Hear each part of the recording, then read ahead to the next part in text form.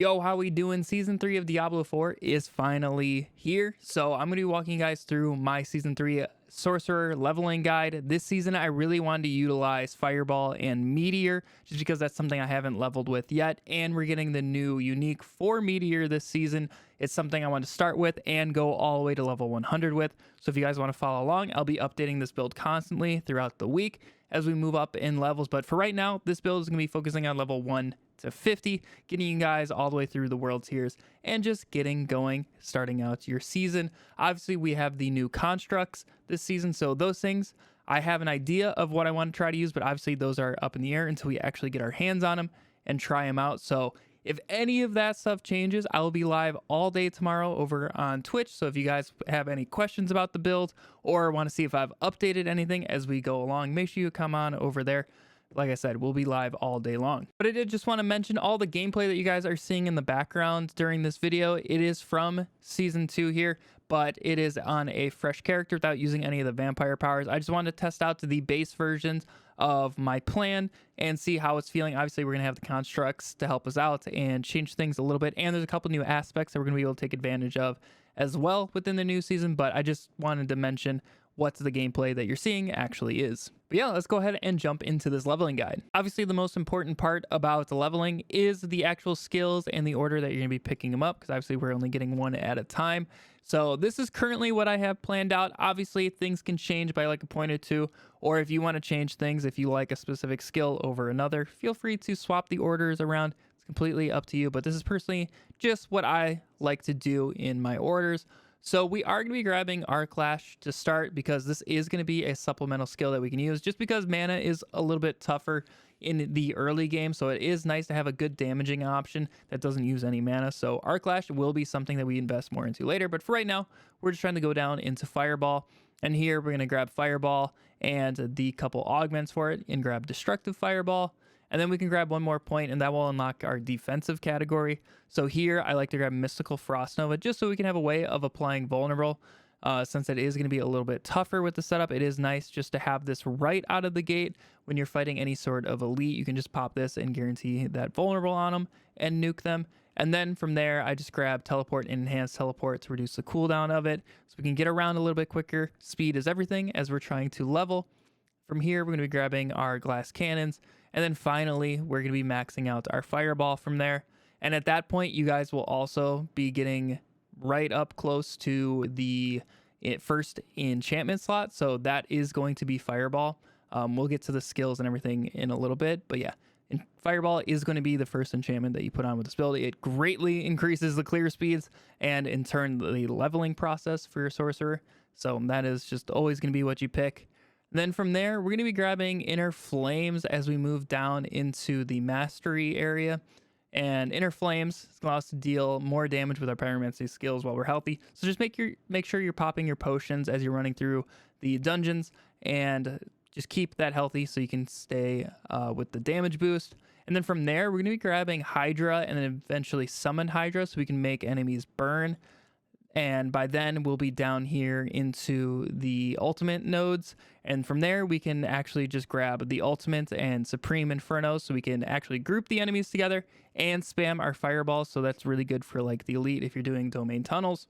And then from there, with the Hydras making enemies burn, is where I grab Fiery Surge. This is going to increase our mana regen from a base 10 to 21 whenever we kill a burning enemy. So whenever you cast your Inferno, when you come out, you're going to end up having the 21 instead of the 10. And also when you cast your Hydra and get enemies burning, you can get to that 21 mana regen on top of it. From there, we only need a few more points to get our key passive. So that's where I end up just putting a few more points into our Arclash. So I just grab Flickering Arclash so we can get more movement speed. Like I said, quicker we move, the faster we level. And then from there, we're just going to fill up Arclash to about 4 points. And that will unlock our key passive, which is going to be Esu's Ferocity. This is going to be active all the time. So crit damage, crit chance is really, really good. And obviously killing the enemies is going to boost those even further. So that's always going to be our key passive with the setup. Now from here, at least when I was doing my little test run, I ended up getting the Storm Swell aspect, so it was nice to get a barrier right away. So that's why I grabbed Align the Elements and just 1 point in the protection, so I can get a barrier active at some times just for the bonus damage, whether you get that or conceded. If you don't have those yet, don't worry about them. You can just start filling in the meteor slots. But then from meteor, we can fill those in for when you unlock the second enchantment slot, and that's going to be meteor. These are actually going to rain down a lot. And the really cool thing is that the fireball enchantment, when those are proccing and killing and hitting things, it can actually proc our meteor for us. So that is actually really handy. You're going to see a lot more of these, and it's something that's going to be a key part of the build going forward, which is really nice. Otherwise, we're going to be grabbing Devouring Blaze. This is where you're also going to be casting the Hydra on, say, an elite or something. You can get that extra Devouring Blaze damage on them. Then we can grab Precision Magic for the lucky hit chance. Like I said, it's going to get us more meteors raining down, and in turn, that will be more damage. And then we can do Align the Elements for a little bit more survivability. This is really, really good for protection from those elites. And then we can max out protection for the barrier and also Mana Shield for the damage reduction. Then we can also grab Crippling Flames so we can immobilize the enemies a lot more. Like I said, we're going to be using a lot of Lucky Hit. Fireball and Meteor have really good Lucky Hit chances, so it is nice to go into that. This way we can keep them from moving, and Meteors can hit a little bit more often because they are going to fall kind of slow, and we aren't grabbing any of the augments right out of the gate just because this is casting, and we're not going to be casting the Meteor quite yet until we get our mana solved, but for the time being, that'll do. And then finally, we just have one more point, so I'm just going to throw it into Elemental Attunement so we can get at least a cooldown of our 2 defensive skills every so often, but you can move this point wherever you'd like. For the aspects on this leveling build, I did pick an assortment of Codex-only roles just because you can't guarantee that you're going to find certain ones throughout your run, but I will be going over non-Codex aspects as we go through and what to replace with them if you do happen to find them. But let's go ahead and start out with like the helmet slot is usually what I'm going to put here. So good Codex options would be aspect of Shared Misery, so we can spread that immobilize around more often, and the aspect of Might if you want something a little bit more defensive whenever you're casting your Arc Lashes. But otherwise, both of those I will replace for the aspect of Adaptability if I do manage to find it. That way our Arc Lashes generate more primary resource so we can spam our fireballs more often. And then also once we get above that 50% maximum resource, we can have our Arc Lashes dealing 40 to 80% more damage, which early game is incredibly powerful. You're going to be taking things down in like 1 to 2 swings, which is going to be very, very helpful. Otherwise, aspect of Disobedience, always a great go-to defensive aspect. And then for the gloves, our first offensive aspect that we can throw on, this is also going to be the first one that I replace, but the aspect of the Expectant is pretty decent with our Arc Lash Fireball combo. We can spam our Arc Lashes and then throw our Fireballs so we can get a little bit more damage on them. But once again, that's going to be the first one I replace. I would really like to replace that with the aspect of Shattered Stars. I'd actually probably throw this on my amulets, or that might be a little bit later. I haven't decided exactly, but otherwise, aspect of Shattered Stars I will replace for the aspect of Expectant. Otherwise, the Conceited aspect is going to be very good as well. Whenever you have a barrier, you're just going to deal increased damage. That one is going to be very, very helpful considering our skill where we cast a cooldown. We're going to get a barrier. Otherwise, aspect of Protector is something that you can combine with the Conceited aspect. That way, whenever you damage the elite, you get that barrier for 10 seconds. That is quite a long time, so it's very helpful. Also, it's just good survivability. Otherwise, on our boots, I really like Ghostwalker. Speed is leveling speed, so it's very nice to have that movement speed on top of it. And you can get the moving through enemies, which is very helpful for just getting through. Otherwise, Storm Swell, great Codex role for damage. Aspect of Control, always a staple here with the Codexes. And the aspect of 3 Curses wouldn't be terrible. You get that crit damage where with Meteor and Fireball up to 40%, and you can double this against healthy enemies. So that'd be really, really good for just one-shotting most things. But we're not going to be critting super often early on, so this isn't one of my favorites.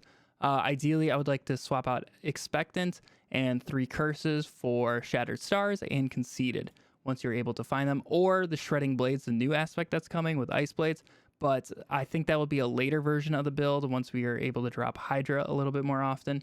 But we can replace those for the time being. But for the rings and resource management, Prodigies and Incendiary are great. If you combine both of these, you're going to be able to spam your fireballs quite often.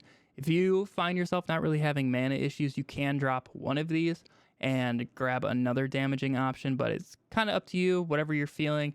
If you feel like you do or don't have mana, you can change one of those depending on how you're feeling. Like I said at the start of the video, for the construct stones, we haven't played with these firsthand yet, so this is just my idea. These are definitely up in the air on what is going to end up feeling the best, but for right now, what I have planned is using focus fire, so we can deal, obviously we're going to be spec'd into a little bit of fire damage, and then we can combine that with the burning support to deal all of that burning to up to, what is that, 12 enemies, which is pretty nice once we get the arcing support. So you combine all these, you can get a lot of enemies burning, and then we can have more Devouring Blaze active, which is going to be really nice without using the Firebolt enchantment, which frees up the Fireball and Meteor for us. And then resource support, so we can maintain our Fireball spam, which is going to be really nice. Otherwise, up here, I run Gyrate. This way we can have a little bit more AoE clearing, and I run that with efficiency support so we can get that crit chance against the targets it hits. Swift, so it attacks a little bit quicker.